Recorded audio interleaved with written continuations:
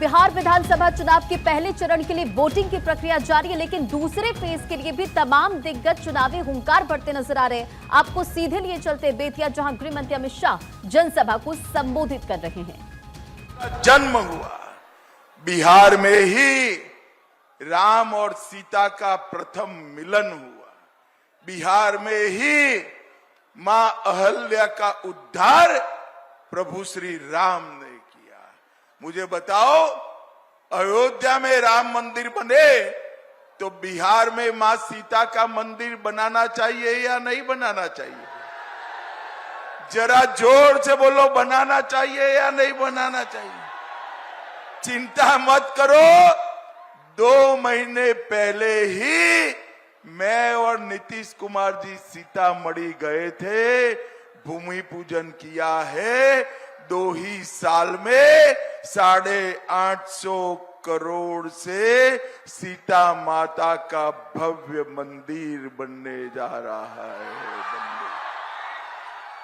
और भव्य मंदिर के साथ साथ सीतामढ़ी से अयोध्या तक रेल लाइन का दोहरीकरण, और जिस दिन मंदिर का प्राण प्रतिष्ठा होगा उसी दिन वंदे भारत ट्रेन अयोध्या से सीतामढ़ी हम चालू करा देंगे। भाइयों बहनों, आप तो सरहदी क्षेत्र में रहते हो, मुझे बताओ, ये बांग्लादेशी घुसपैठियों को बिहार की मतदाता सूची से निकालना चाहिए या नहीं निकालना चाहिए? अरे अंत तक बोलो भाई, निकालना चाहिए या नहीं निकालना चाहिए? अभी अभी राहुल बाबा 4 महीना पहले एक घुसपैठिया बचाओ यात्रा लेकर निकले थे। उनका कहना है घुसपैठिए को मतदाता सूची में रहने दीजिए। भाइयों बहनों, मैं आपको पूछने आया हूं, बिहार का मुख्यमंत्री कौन हो, वो बांग्लादेशी घुसपैठिए तय करने चाहिए क्या? अरे जोर से बोलो, करने चाहिए। एक घुसपैठिया हमारे युवाओं का नौकरी छीन लेता है, गरीबों के राशन में हिस्सेदारी मांगता है और देश को भी असुरक्षित करता है। मैं आज रामनगर की भूमि से कहना चाहता हूं, राहुल बाबा, जितनी यात्रा निकालनी हो निकालो, जितनी प्रेस कॉन्फ्रेंस करनी हो करो। भारतीय जनता पार्टी देश भर से और बिहार से भी एक एक घुसपैठिए को चुन चुन कर निकालने का काम करेंगी। चुन भाइयों बहनों, आने वाला चुनाव घुसपैठिया मुक्त बिहार बनाने का चुनाव है। पश्चिम चंपारण में कुमार बांध में हमने स्पेशल इकोनॉमी जोन बनाया है। पश्चिम चंपारण के चनपटिया में औद्योगिक क्षेत्र और स्टार्टअप जोन विकसित किया जा रहा है। चनपटिया का कपड़ा ग्लोबल मार्केट तक पहुंचा है और केसरिया स्तूप को हम विश्व की धरोहर भी बनाने वाले हैं। भाइयों बहनों, मैं आज रामनगर वालों को कहकर जाता हूं, पश्चिम चंपारण में हम एक एयरपोर्ट भी बनाने वाले हैं। पश्चिम चंपारण में एक लोता टॉय पार्क भी हमने बनाया और यहां पर थारू समाज के बहुत सारे लोग हैं। भाई, थारू समाज को आदिवासी का दर्जा किसने दिया? भाई, किसने दिया मालूम है? एक कांग्रेस ने सालों तक नहीं दिया। थारू समाज को अनुसूचित जनजाति का स्टेटस हमारे अटल बिहारी वाजपेयी जी ने दिया था। भाइयों बहनों, मैं आज कहकर जाता हूं, थारू समाज के लिए ढेर सारी योजना मोदी जी के मन में है, परंतु चुनाव के कारण हम बोल नहीं सकते। एनडीए सरकार बनने के साथ ही थारू समाज के लिए बड़ी योजनाओं का तांता हम लगाने वाले हैं, बड़ी योजनाओं का तांता लगाने वाले। भाइयों बहनों, ये पश्चिमी चंपारण पूरे पूर्वी भारत का चीनी का कटोरा कहा जाता। चीनी मिलों की चिमनियां धुआं उगलती थी और पैसे किसान को मिलता था। हमारी चीनी की मिठास देश भर में घोली जाती थी और जंगल राज में फिरौती के कारण एक एक चीनी मिल बंद होने लगी। चंपारण की चीनी मिलों पर भी ताले लगे हैं।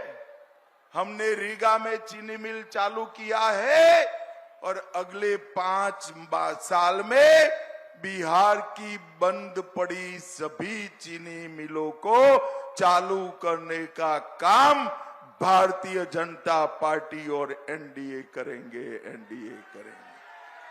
भाइयों बहनों, अगले 5 साल में हम चीनी मिलों को कोऑपरेटिव लेवल पर चालू करेंगे। भाइयों बहनों, हमने पश्चिम चंपारण के लिए ढेर सारा काम किया है। पटना बेतिया 4 लेन सड़क बनाई, बगहा बेतिया नेशनल हाईवे 28 विस्तृत किया, दीघा पटना से लेकर बेतिया तक 139 नंबर की 4 लेन सड़क बनाई, बेतिया स्टेडियम बनाया, मेडिकल कॉलेज तक सड़क का चौड़ीकरण किया, बेतिया में 115 किलोमीटर सीमा सुरक्षा सड़क बनाई, बेतिया नरकटियागंज का निर्माण चालू है, रक्सौल दरभंगा मुजफ्फरनगर सीतामढ़ी रेल का दोहरीकरण चालू है, बेतिया में मेडिकल कॉलेज की स्थापना की, इंजीनियरिंग कॉलेज भी बनाया और रामनगर वालों, आपके यहां भी एक मेडिकल कॉलेज बनाने का निर्णय हमारी सरकार ने किया। रामनगर में जब मेडिकल कॉलेज होगी और इंजीनियरिंग कॉलेज होगी, हमारे बच्चों को पढ़ने के लिए दूर नहीं जा पाएगा। बेतिया में स्टेडियम बनाया, रामनगर में डिग्री कॉलेज बन रही है, रामनगर के पीएससी को सीएससी में बदला, रामनगर पंचायत को नगर परिषद में बदला। भाइयों बहनों, हमने तो एक सिर्फ पश्चिम चंपारण में, सिर्फ पश्चिम चंपारण में 1 लाख करोड़ का काम किया है। 1 लाख करोड़ लालू जी ने कुछ किया है भाई? जरा बताओ, लालू राबड़ी ने कुछ किया था क्या? जोर से बोलो, किया था? देखो भाई, आप लोग लालू जी के साथ अन्याय कर रहे हो। बुजुर्ग आदमी है, इसने भी काफी कुछ किया है। बताओ क्या किया है? नहीं किया है? चलो मैं पूछता हूं, आप बताना लालू ने किया है, बताओगे? चारा घोटाला किसने किया? एबी एक्सपोर्ट का घोटाला किसने किया? लक्ष्मणपुर बाथे नरसंहार किसने किया? बथानी टोला का नरसंहार किसने किया? बारा का नरसंहार किसने किया? शंकर बिगहा नरसंहार भी लालू ने किया, मियापुर नरसंहार भी उन्होंने किया। जमीन के बदले पैसा लेने का, नौकरी देने का घोटाला किया, अलग तरह घोटाला किया, चंपा विश्वास कांड किया, साहबुद्दीन का तेजाब हत्या कांड किया। भाइयों बहनों, आप चाहते हैं कि साहबुद्दीन जैसे बाहुबली फिर से खड़े हो? जरा जोर से बोलो, चाहते हैं क्या? ये लालू के बेटे साहबुद्दीन अमर रहे के नारे लगाते हैं, उनके बेटे ओसामा को टिकट दिए हैं। मैं आज लालू जी को कहकर चाहता हूं, ये एनडीए सरकार है, नरेंद्र मोदी के नेतृत्व में चलने वाली है। इस बिहार में अब साहबुद्दीन जैसे बाहुबलियों का कोई जगह नहीं है। लालू जी, कोई जगह नहीं। अभी अभी नीतीश बाबू और मोदी जी ने जीविका दीदियों के अकाउंट में 10-10 हजार रुपया डाला है या नहीं डाला है भाई? जोर से बोलो, डाला है या नहीं डाला है? ये लालू जी की पार्टी के एमपी कहते हैं इसको वापिस ले लीजिए। लालू जी, कान खोल कर सुनो, किसी की हिम्मत नहीं है जीविका दीदियों के 10-10 हजार वापिस देने की, किसी की हिम्मत नहीं है।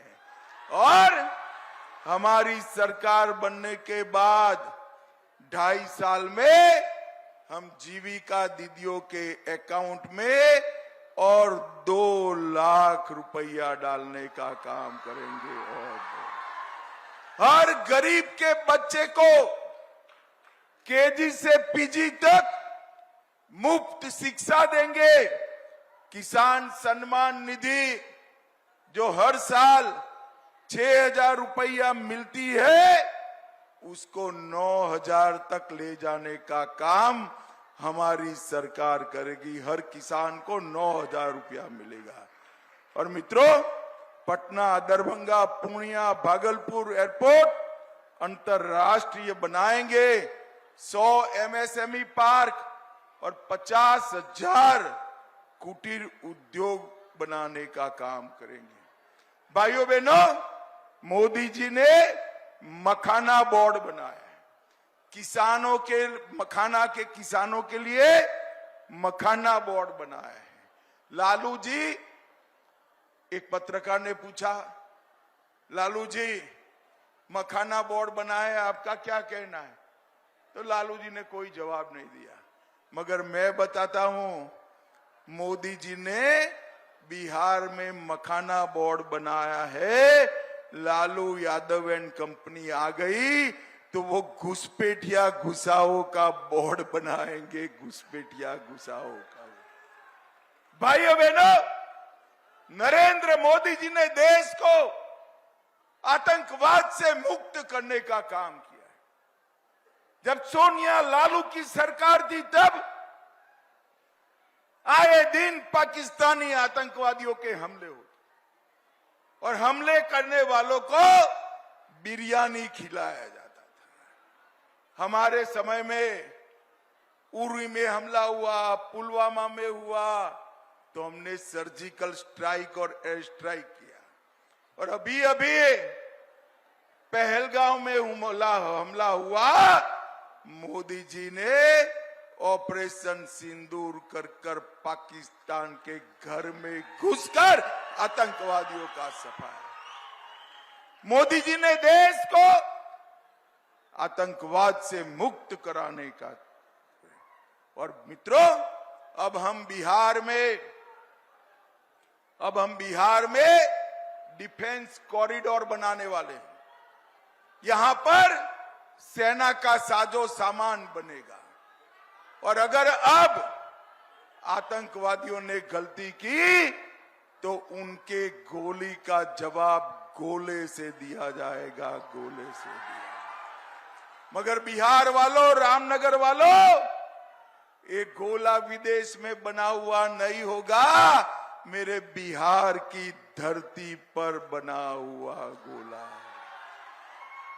मुझे बताओ, एक कट्टा लहराने वाली सरकार चाहिए या पाकिस्तान पर गोला बरसाने वाली सरकार चाहिए?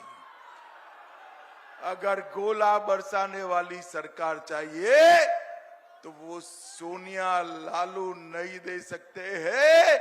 वो सरकार केवल और केवल नरेंद्र मोदी और नीतीश कुमार जी दे सकते हैं। नीतीश कुमार जी।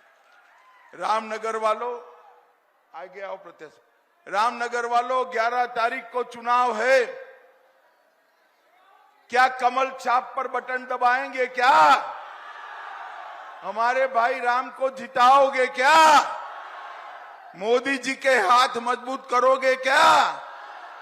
नीतीश जी के हाथ मजबूत करोगे क्या? तो मेरे साथ दोनों हाथ उठाइए, जरा उठाइए, बाहर भी खड़े सभी लोग उठाए जरा। विजय के संकल्प की मुट्ठी बींचिए और प्रचंड आवाज से बोलिए, भारत माता की जय श्री राम, जय जय श्री राम। आप सभी का बहुत बहुत धन्यवाद, प्रणाम। तो बेतिया से गृह मंत्री अमित शाह जनसभा को संबोधित कर रहे थे। चुनावी हुंकार भरते नजर आए, विपक्ष पर जमकर निशाना साधा और एनडीए प्रत्याशी के पक्ष में वोट की अपील जनता से करते नजर आए। क्योंकि बिहार में 2 फेज में इलेक्शन, आज पहले चरण के लिए मतदान जारी है और दूसरे फेज का अगर जिक्र करें तो 122 सीटों पर मतदान होना है। और इससे पहले आप देखिए, तमाम जो दिग्गज हैं वो चुनावी हुंकार भरते नजर आ रहे हैं। इससे पहले प्रधानमंत्री नरेंद्र मोदी को आपने सुना, बिहार में जनसभा को वो संबोधित करते नजर आए। दूसरी तरफ सीएम योगी आदित्यनाथ ने भी चुनावी जनसभा को संबोधित किया। और अब देखिए गृह मंत्री अमित शाह, जिन्होंने चुनावी हुंकार भरने के साथ साथ विपक्ष पर जमकर निशाना साधा है।